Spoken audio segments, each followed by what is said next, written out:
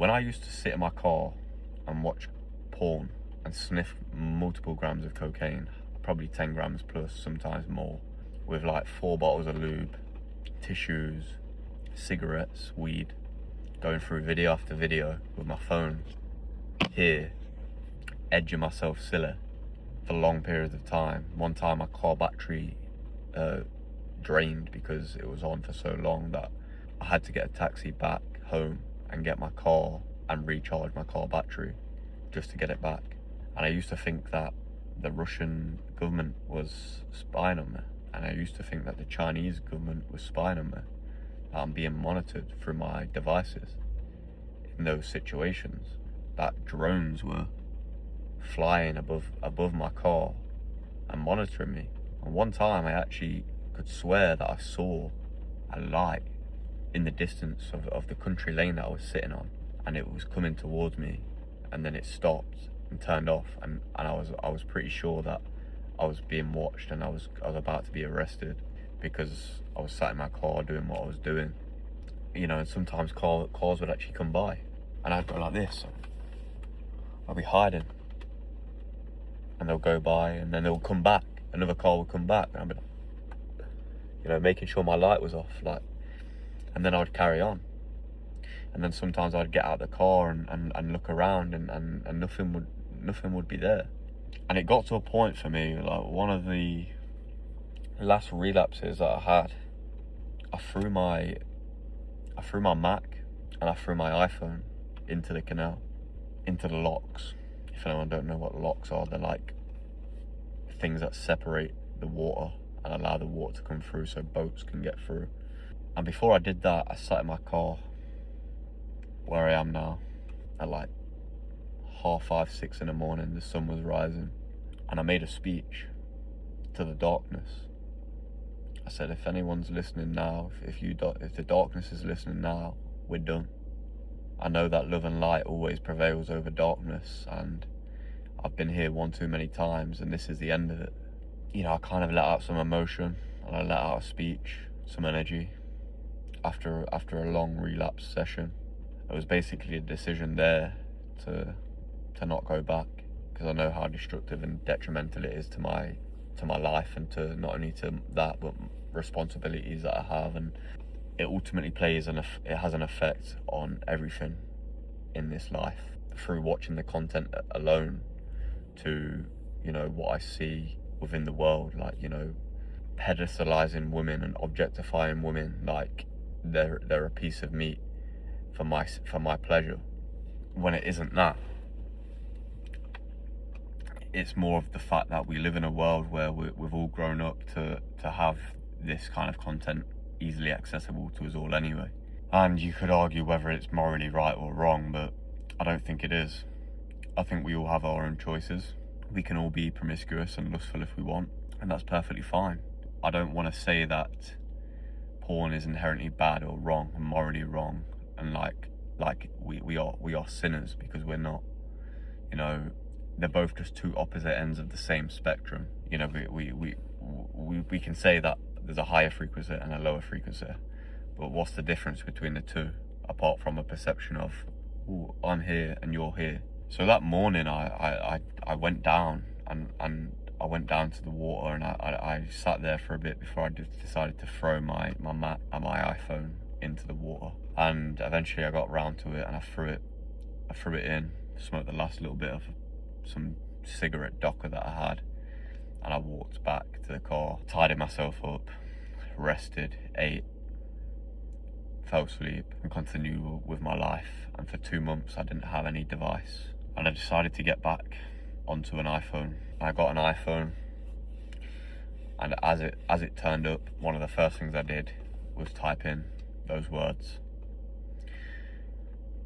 PORNHUB.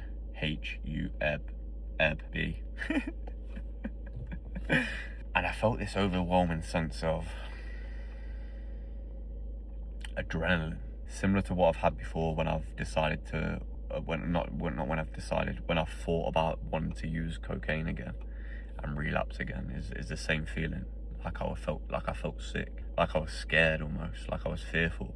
And I viewed it very briefly You know, and when you have that long of a period of time where you haven't had that dopamine hit, it will do that. But the way we get around this is by not repressing the urge, is by channeling the energy that we are experiencing, which is from the root chakra, our sacred sexual energy, up or into other outlets, other vices, other more beneficial vices like exercise or creativity, creating a business, creating content, all these things that we can do, having a hobby, being around your family more, rather than just wanting to go and, you know, get one out to feel a sense of a brief momentary pleasure that will fade very quickly and leave you feeling drained, absolutely drained, of lifeless. You know, this is why a lot of men will say, oh, you know, it's post-nut clarity, like they have the experience and they get out because there's no equal exchange. And that's what sex is. It's a sacred energy exchange of connection between two of the same beings. And there's many men and many women out there that go through that again and again and again and again and again and again and again and again and again, lost in the feeling of pleasure, to the point where they'll eventually feel what I'm just talking about, what I'm describing, and they'll realize at that moment that they've had enough. Whether or not they're able to continue with it, whether or not they're able to actually stop and decide to operate from inner love for themselves and really do the inner work and change their perception on relationships and their relationship with themselves, and understand that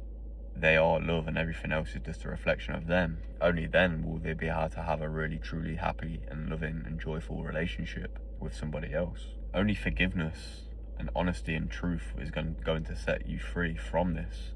You know, and I didn't have to make this video, but I feel like it could probably help somebody that if you are in that situation, because I know and I'm aware of people that have done this as well.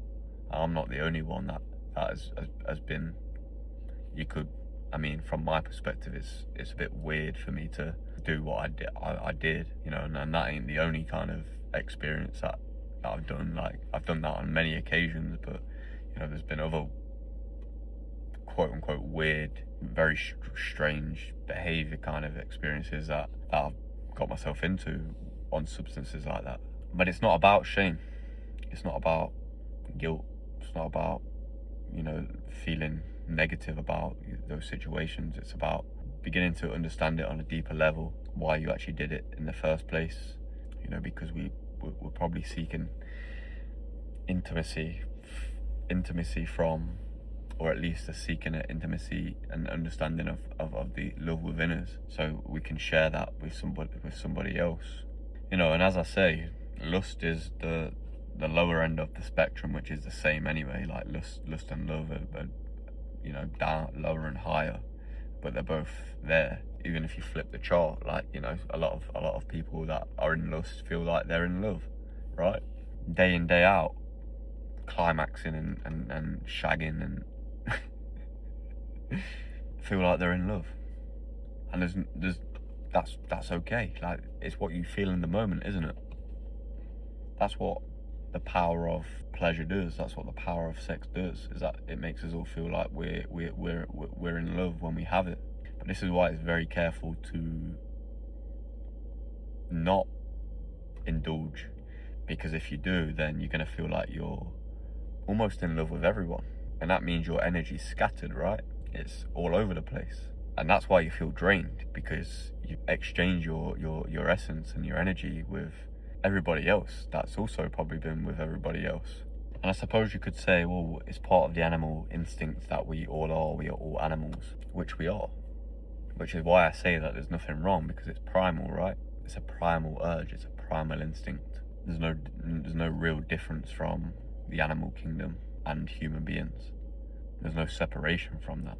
We have a reptilian brain. We have an animalistic instinct and an urge to reproduce, to create, to feel pleasure. And it's all normal. It's all perfectly fine. I'm not here to to say anything negative about anything. I'm here to point out the facts of how we are all living, so we can become more conscious about how we can live in a better world. And some might say, well, there's nothing we can do. But to me, that thinking that alone is how we're going to stay in the same place as we are as a species. You know, but the more that I speak about my experience and my understanding about the way that I see the society and the way that I see the world, the more it's going to change, or at least what I see anyway. At least, you know, because the way that we feel internally is reflected externally. So as soon as you start to feel and embody love, everything that will show itself. But also at the same time, everything that isn't that will either be attracted to you because they see that they notice that you are love, which is what they are, but they're just not experiencing it, so they want it, or they'll be repelled because they aren't quite ready to experience and have the light and the love shone on them yet, because they aren't feeling it. You know, light and love, which is what everything is. And what I'm saying is by light and love is if you are aware of light and love, then you begin to understand darkness loads more, because you're aware that you're light of love. So you're light and love, so you shine your light and love onto the darkness, so you understand the darkness because you can see everything about it. But the darkness is that when you're in a darkness, you don't quite understand the light because you can't see it.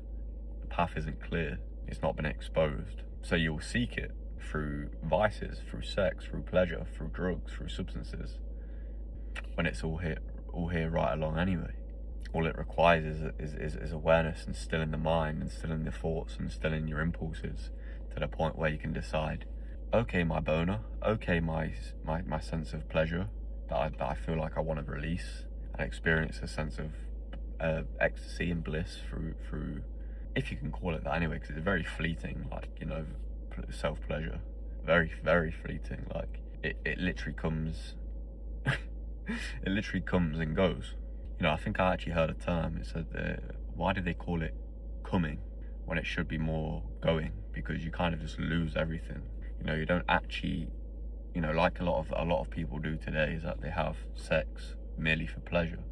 You know, they're not thinking about using the essence of the woman and the egg, and, you know, the right time for fertilization as well. Like, you know, a lot of people are probably on birth control and, you know, or use a protection, and have an experience where the essence is wasted just for mere pleasure alone. It's not about, well, let's have a child, let's be conscious, let's have a child, let's raise a baby into the world, let's make sure that we're in a good space both before we do. And I'm almost on 19 minutes, and it's been a hell of a conversation, to be fair. I didn't actually expect it to go this deep, so I might leave it at that, because I've been sat in the car for a long period of time. But this is fascinating. Like, I can talk about this kind of thing if I had someone to speak to about it, really, for a long period of time. So I think it's important to discuss these topics when it comes to parenting, to sex, to life in general, to what could we change to live in a better world? What could we embody to live in a better world?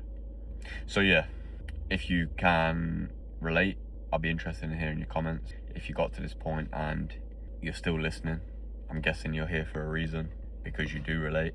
So I'll be interested into hearing what you think about it as well. So yeah.